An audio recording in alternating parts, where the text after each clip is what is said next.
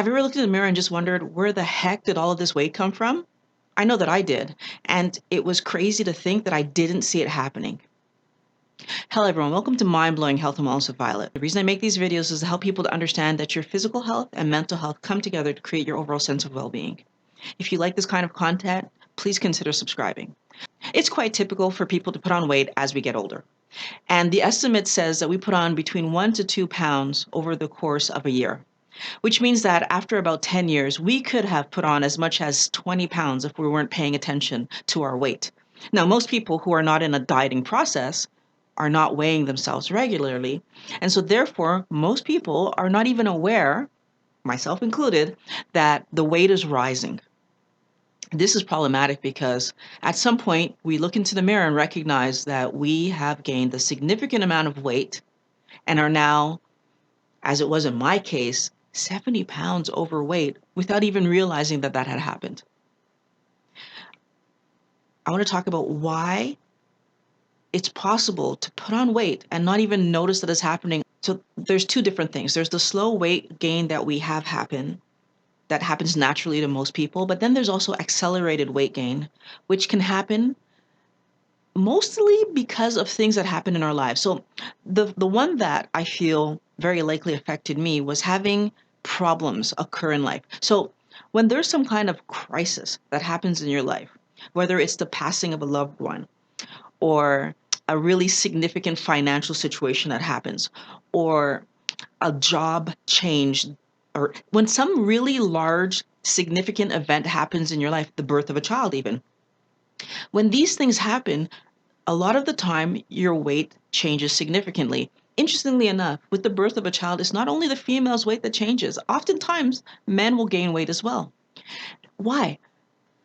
These events are stressful.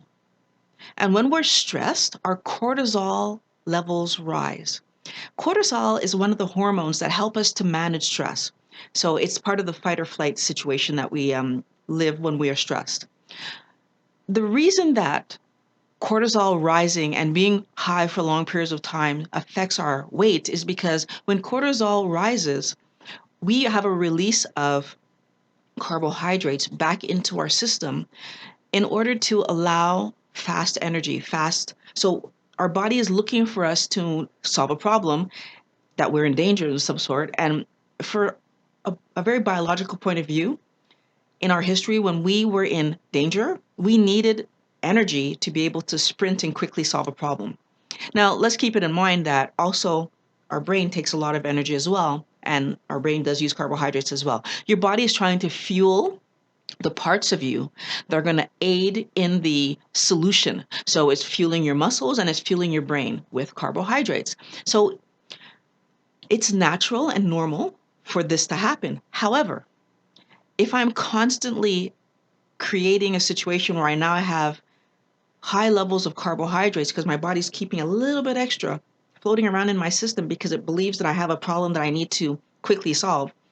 But the stressor is a long-term stressor. So, for example, the birth of a baby often takes months to get used to. Change of a job, again, takes months to get used to. The getting over the grief of a loved one pass, it takes months to get used to. So all the while that we are in this cortisol high because our body is stressing, that extra carbohydrate that's in our blood does something else. See, when there's a lot of carbs in our system and our body believes that there's something happening, well, the other thing it can trigger is the idea that, well, there must be something that needs to be solved. So it also unleashes eventually when it's there for a long time. So eventually when the carbohydrates are there for a long time, your body actually also starts to release inflammasomes, and they produce inflammation in the body. So unfortunately, because your body's trying to figure out the stress and figure out like to solve problems, a lot of carbs in your system lets inflammasomes become deployed in the body. But of course, that means now I have also inflammation happening in my body. The more inflammation that I have in my body, the more water retention I have, right? So because that causes swelling, so really important for us to understand that high levels of stress over a very long period of time does cause weight gain. Now, sometimes some of these changes that you're living also change the way that you're eating. So we have the physiological things that are happening, more cortisol, more sugar in the system, inflammation starting to occur. But we add to that the fact that we're eating differently. So it could be that maybe part of my stressor of this new family is that I'm eating slightly differently because the baby's there. And so maybe the quality of food that I'm eating is a bit different, or there's more carbs in it because I'm eating faster foods. Maybe I'm eating differently because I'm working and I'm not able to cook as much. And so a lot of the times, especially in a grief situation where we don't have focus to cook, we end up eating faster foods, and fast foods often have lesser quality. So more processed foods means likely more carbohydrates, means again, I'm adding to the carbohydrates that I'm ingesting. So what we have in this situation is the foods we are eating that might have been healthier are now less healthy, and we have more sugar floating around in our system. We add to this that oftentimes when we have major changes that happen in our life, our routine is different, which might then mean that the activities that I'm engaging are different. So my ability to get to the gym and exercise or to engage in any sports that I might have been doing might be diminished. My ability to take good care of myself in terms of seeing my friends and family, so making sure that emotionally I'm doing well, might be diminished. All the things that I tend to do to keep myself healthy are being interfered with, and that's of course going to affect what weight I'm living at. Another reason that we might have an increase in weight and that the weight gain might be faster is if something happens to us medically. So if my health changes, then that could affect the weight, because a lot of the times when I have a health issue, I might be given medication. Medication often changes the weight we're living with because the medication changes our hormone balances, changes what's happening inside us chemically. Our body's reaction, again, inflammation, our body's reaction to trying to either solve what the medication is doing or even just solving the problem we had initially by deploying inflammation, again, can cause our weight to rise. It's really important for us to recognize that when we are unhealthy because of some kind of physical change that's happening, that's going to affect the weight we are living our life at. What do we do when we find that we've looked in the mirror and now we're much heavier than we used to be? How do we solve this problem? Unfortunately, there is often a desire to go back to our good weight immediately. I don't want to be here. I don't like the way that I look. I'm uncomfortable. Maybe I'm not able to do the activities that I was doing before, so I'm tired, sluggish, etc. And our first thought is, how can I quickly get back to goal weight, get back to normal weight? I want everyone to understand that when we have this mindset, so we notice a problem and want an immediate solution, unfortunately, we are setting ourselves up to fail. Multiple reasons. The most important being, it's not possible to change your weight in a short period of time. And when I say short period of time, what I mean is if you have more than 5 pounds to lose, that's not going to happen in a week. That's not going to happen maybe even in a month. We all need to look at ourselves and decide, what is my long-term goal? And then work towards that goal. So let's look at the healthy ways that we would be able to solve this problem of, oh my God, I gained weight and I didn't even notice. When we try to diminish our weight quickly and then it doesn't work, we'll be disappointed. And if we're disappointed at the progress that we're making, we're less likely to keep investing in continued work. And if we're not continuing to invest in working, what happens? Over time, we will not only stop losing, but we will possibly go back to the place where we're gaining again. Setting up a realistic goal and then putting the steps in I need to put in to attain that goal means long-term weight loss. So first of all, when we look at it as a health issue rather than strictly a weight issue, we're much more likely to solve the problem correctly. Because from a health point of view, being at a good weight talks about eating correctly, talks about doing enough exercise, talks about being able to use our body the way that is healthy and helps us to enjoy life better. And it also talks about our internals functioning well, right? You're much more likely to have proper functioning internals when you're at a healthy weight. It's not guaranteed, but it's more likely.